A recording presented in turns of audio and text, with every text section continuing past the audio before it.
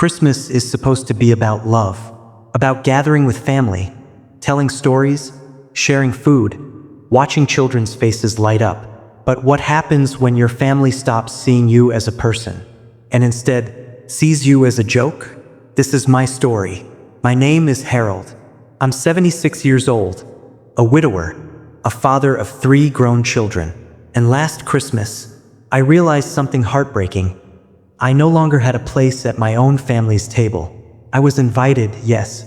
I was given a chair, a plate, a fork, but I wasn't respected. Every laugh that night wasn't shared with me. It was at me. Every memory I brought up was dismissed. Every effort I made was mocked. And when the night ended, I left them with something they will never, ever forget. Backhand index pointing right, but before I tell you what that gift was, let me ask you, if your children mocked you in front of everyone, would you swallow it and stay quiet? Or would you finally teach them a lesson they'd carry for life? Drop your answer in the comments because I already know what I chose. And trust me, by the end of the story, you'll know if I was right. It started with a phone call from my daughter, Linda. Her voice was rushed, like she was stirring a pot while juggling kids in the background. Linda, Dad, we'll host Christmas dinner this year. Don't worry about cooking. Just bring yourself. No warmth. No, I can't wait to see you, Dad. Just logistics. I remember staring at the silent receiver after the call ended, whispering to myself, just bring yourself, like I was a delivery package. Still, I tried to make the best of it. I polished my old shoes, ironed my best sweater, and wrapped small gifts for the grandkids. Nothing fancy, my pension doesn't stretch far, but chosen with care. A puzzle for one, a book for another, a toy car for the youngest.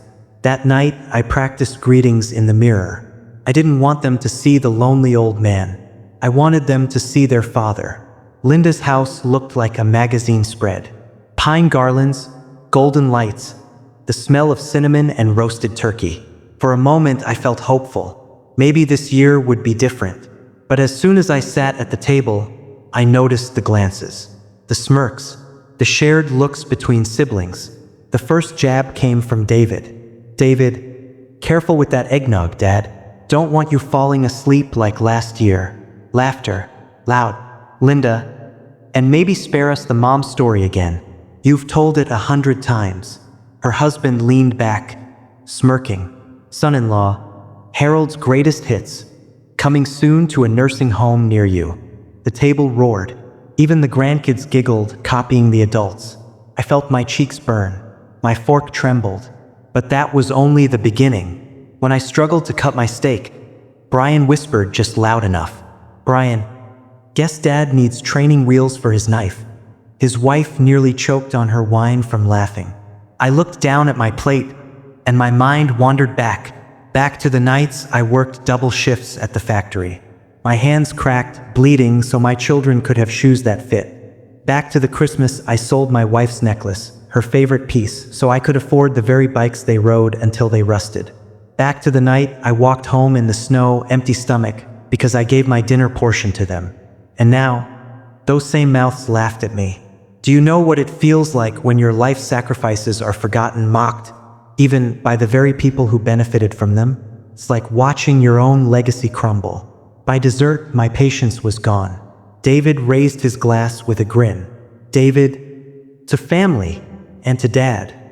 May he always keep us entertained with his vintage comedy. The room erupted again, but inside me something broke.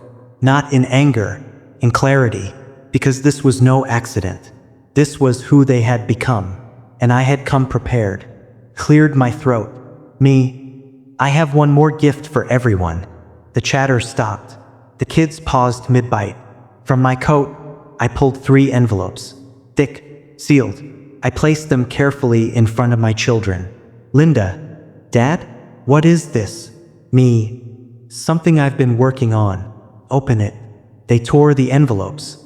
Their eyes scanned the papers. And slowly, their smiles evaporated. Because inside was my will. David looked up, stunned. David, Dad, what is this supposed to mean? I folded my hands calmly. It means everything I own. my house, my savings, the lake cabin. None of it will be going to you. Linda gasped. Linda, you can't be serious. We're your children. I leaned forward, my voice steady. Me, tonight you mocked me, laughed at me, turned me into a joke in front of my grandchildren. That is not family. And if you can't respect me while I'm alive, you won't profit from me when I'm gone. Forks clattered. A child whispered. Grandchild, Mom, Grandpa's mad. No, not mad. Resolved. Brian's face flushed. He slammed his fist. Brian, then who gets it, huh? Some lawyer? Some stranger? I smiled faintly. Me? No. The people who've actually been there for me. Confused silence. Me. The neighbors who bring me groceries. The church volunteers who check on me weekly. The young man down the street who shovels my driveway without asking a dime. They'll inherit everything. Because they treated me like family when my own family didn't. Shock rippled around the table. Even the grandchildren looked ashamed. When I stood to leave, no one stopped me. But behind me, as I put on my coat, I heard them. Linda, this is your fault, David. You had to make that stupid toast. David, don't blame me. You were the one mocking his stories. Brian, both of you ruined it. Now we're cut out. Do you realize what we just lost? They weren't apologizing. They weren't reflecting. They were fighting over the inheritance. And that told me everything I needed to know. I walked home alone that night. Snow crunched under my shoes. My breath formed small clouds in the winter air. Inside my quiet house, I poured a small glass of whiskey and sat by the fireplace. I took out an old photo of my late wife. Her smile still warmed me. Me whispering, I did it, Margaret. I finally stood up to them. Tears pricked my eyes, but not from sadness. From release. For the first time in years, I wasn't the lonely, mocked old man. I was a man who had claimed his dignity back. So tell me, am I the villain here? Or was I simply a father who refused to be humiliated one more Christmas? Backhand index pointing right, if you were me, would you forgive your kids? Or would you do what I did?